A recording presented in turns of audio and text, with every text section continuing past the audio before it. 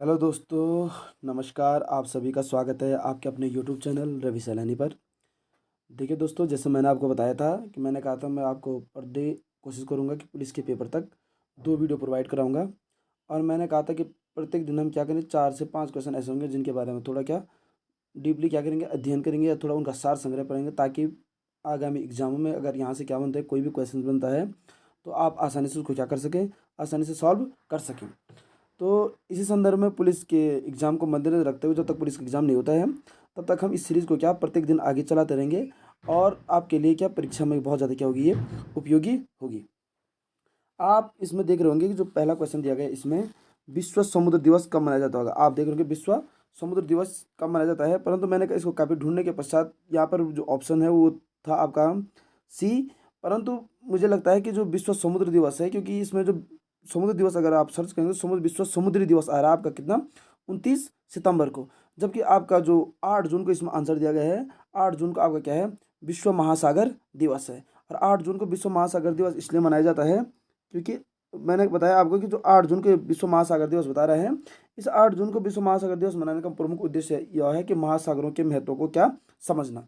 जबकि जो विश्व समुद्र दिवस ना कर इसमें आ रहा है विश्व समुद्री दिवस, तो विश्व समुद्री दिवस आपका बता रहा है कितना, 29 सितंबर को। कितना बता रहा है, 29 सितंबर को आपको क्या बता रहा है, विश्व महासागर या विश्व समुद्री दिवस बता रहा है कब, 29 सितंबर को। ठीक है दोस्तों।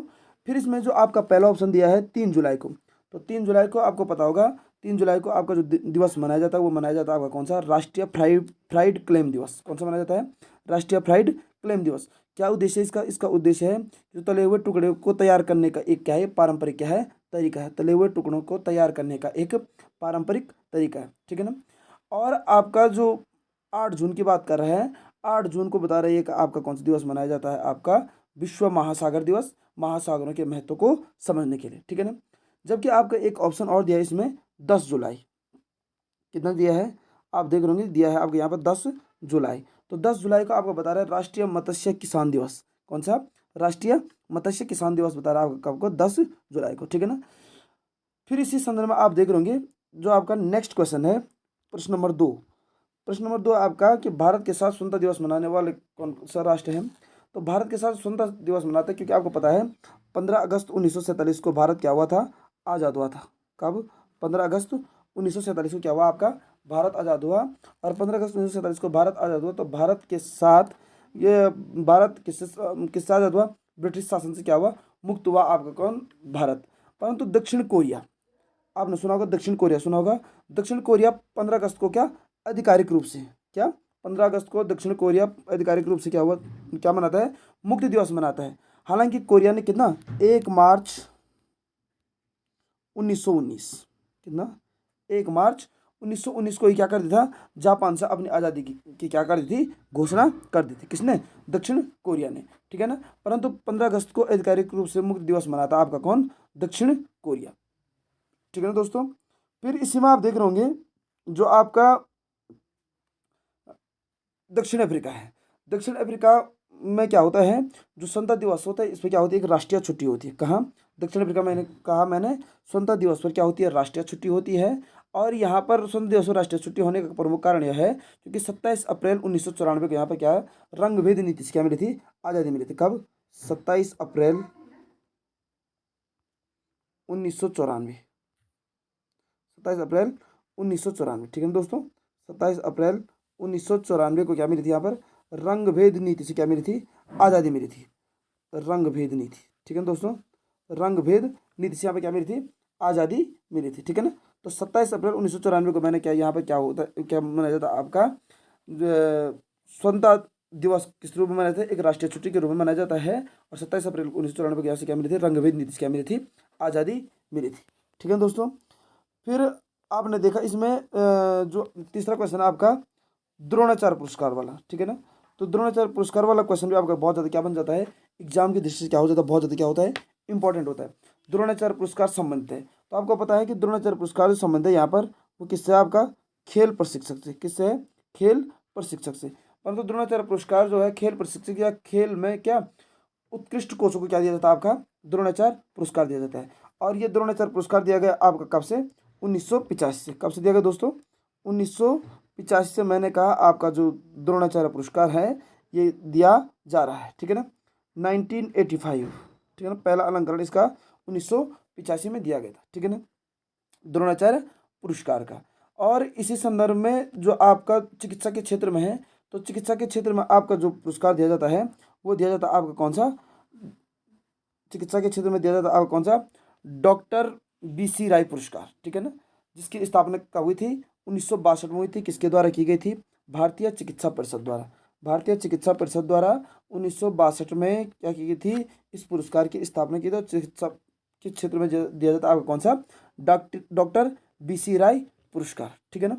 उसी प्रकार से आप देखोगे इंजीनियरिंग के क्षेत्र में, तो इंजीनियरिंग के क्षेत्र में आपके कौन से पुरस्कार दिए जाते हैं, तो इंजीनियरिंग के क्षेत्र में आपके दिए जाते हैं, इंजीनियरिंग या प्रौद्योगिकी में दिया जाता आपका दिया जाता है शांति स्वरूप भटनागर पुरस्कार, इंफोसिस पुरस्कार और ओम प्रकाश भसीन पुरस्कार, ठीक है ना।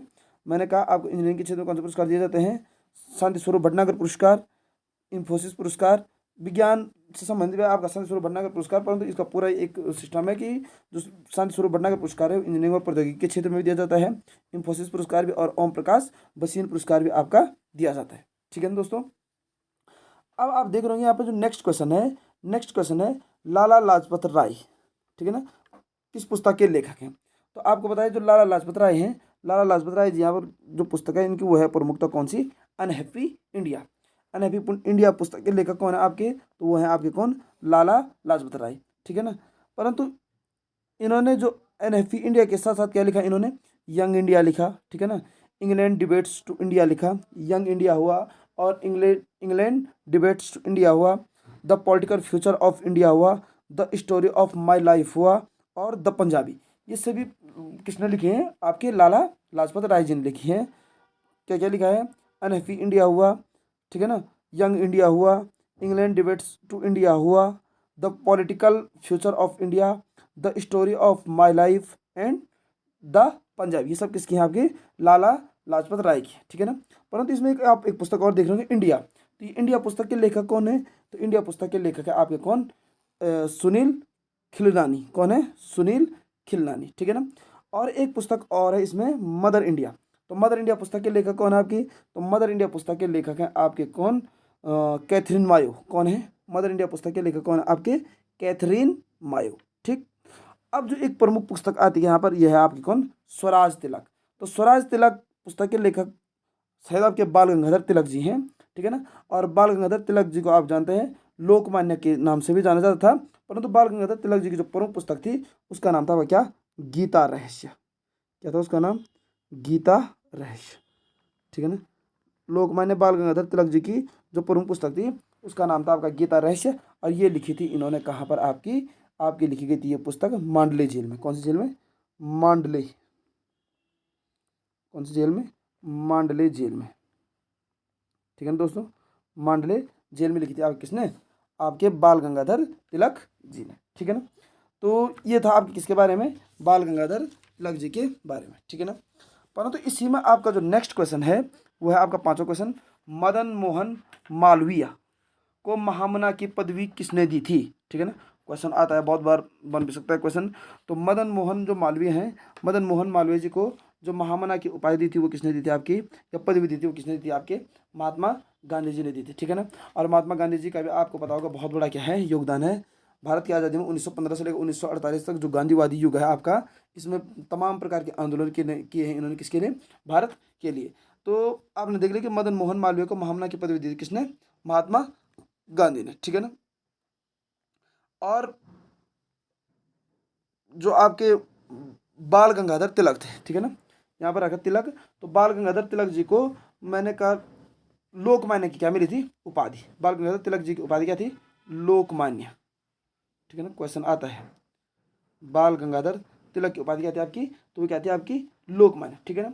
और आपको पता होगा जो बाल गंगाधर तिलक थे, बाल गंगाधर तिलक जी ने क्या किया था, अप्रैल 1916 में, कब, अप्रैल 1916 में, ठीक है ना, अप्रैल 1916 में होम रूल लीग की क्या की थी, स्थापना की थी, ठीक है ना। आता है बहुत बार क्वेश्चन आता है कि होम रूल लीग किसने, होम रूल लीग की स्थापना किसने की थी, तो वो किसने की थी आपकी, बाल गंगाधर तिलक ने, ठीक है ना। होम रूल लीग की स्थापना की थी अप्रैल 1916 में, ठीक है ना। तो इनका मुख्य उद्देश्य क्या था? होम रूल लीग मुख्य उद्देश्य कहने का अर्थ है भारत में क्या करना?